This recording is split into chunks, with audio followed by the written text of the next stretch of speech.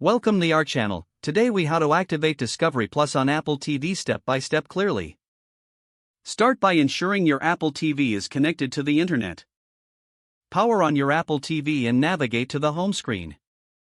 Locate the App Store icon and select it. In the App Store, use the search function. Type Discovery Plus into the search bar and initiate the search. Once you find the Discovery Plus app, select it. Click on the Get or Download button to install the app. Wait for the installation to complete. After installation, return to the home screen. Find the Discovery Plus app and select it to open. Upon opening the app, you will see the welcome screen. Select the option to log in or activate your account. To activate, you may need to visit the Discovery Plus activation website on a web browser. Make a note of the code displayed on your Apple TV screen. On your web browser, navigate to www.discoveryplus.com/activate. Enter the code provided by your Apple TV. Sign in with your Discovery Plus account credentials. If you don't have an account, you can create one at this stage. Once your code is accepted, return to the Apple TV app.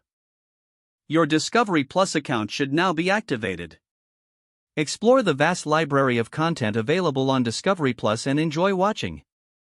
If the page does not load, refresh the browser or try again in a private or incognito window.